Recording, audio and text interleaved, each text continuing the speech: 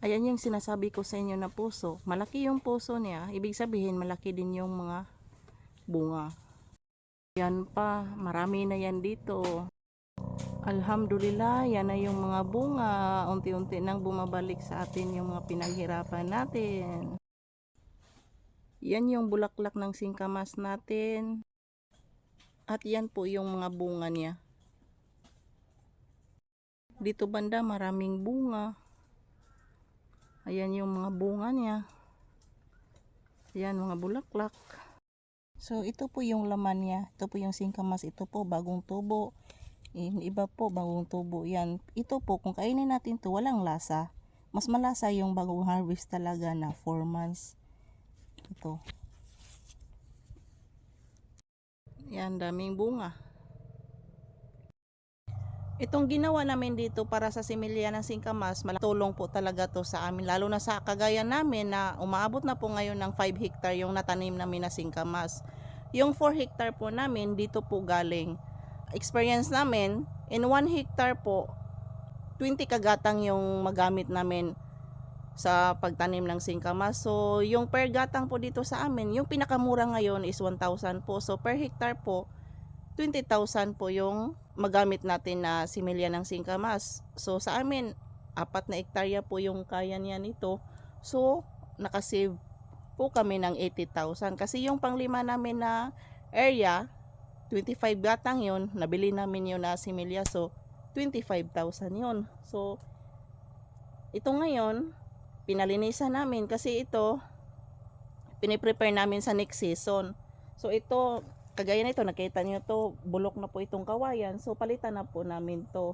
Itong tali, okay pa naman po ito. Okay. Tapos ito lang kawayan kasi bulok na. Tapos ito makita niyo ito, bagong tubo po to.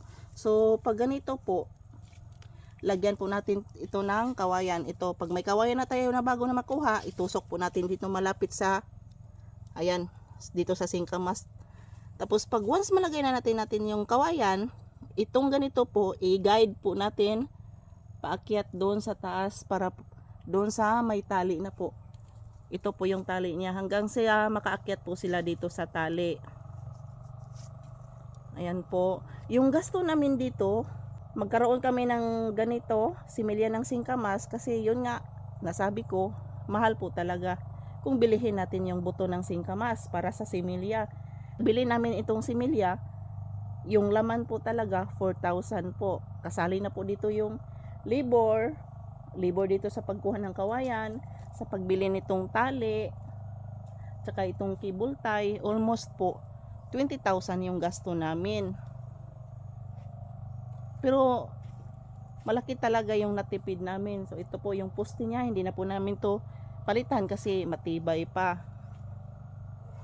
Tapos na po doon sa unahan, hindi pa tapos. Yun po yung andun po yung mga tao namin ngayon.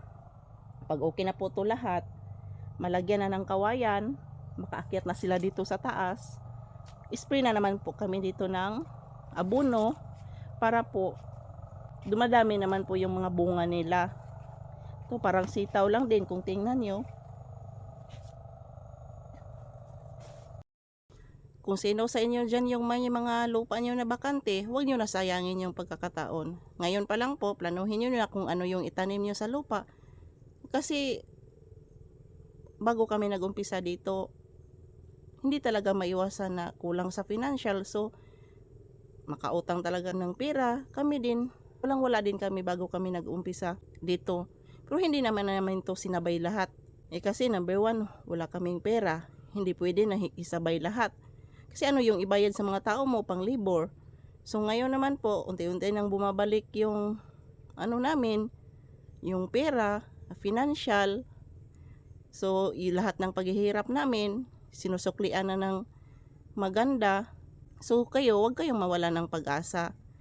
Kagaya namin, na nagtry lang naman po kami dito. Wala sa atin kung tayo ay sumubok. So ngayon, umaabot na ng 21 hectare itong sagingan namin. Galing kami sa walang wala. Ngayon, ito na. Marami na kaming saging. Tapos yung ano namin, singkamas namin, umaabot na ng 5 hektarya.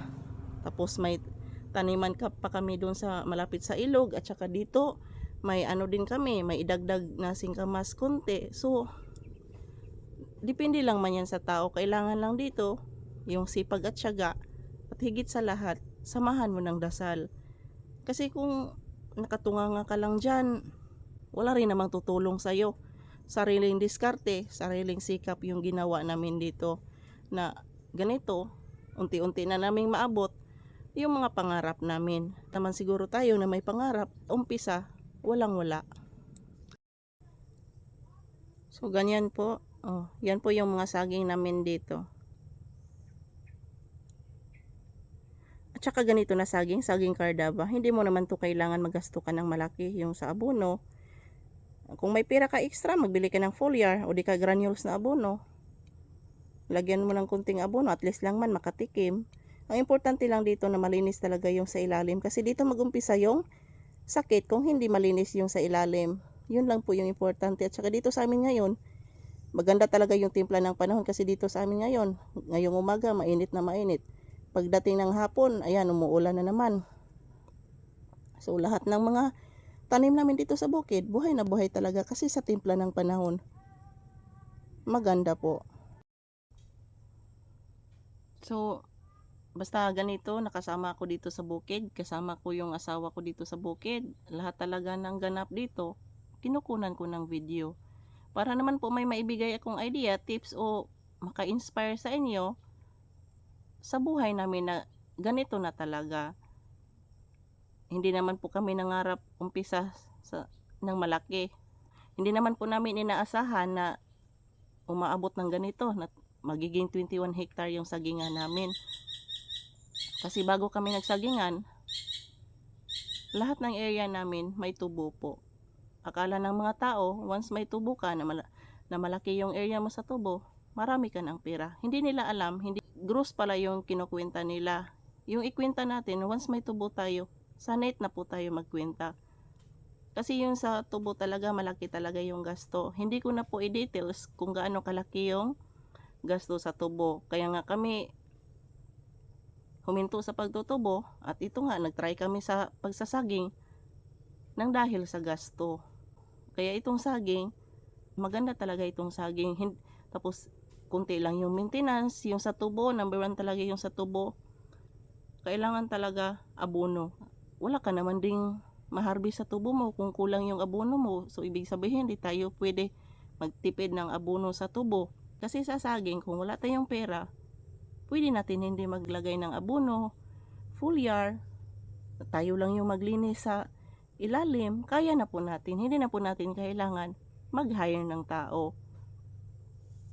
Kailangan lang ng saging, sa nasabi ko na malinis lang.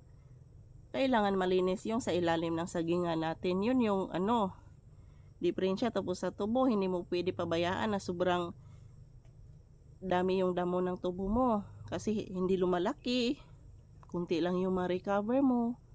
Mas marami pang dahilan bakit kami huminto sa pagtutubo. Presyo sa abono, hindi rin basta-basta ngayon yung presyo sa abono.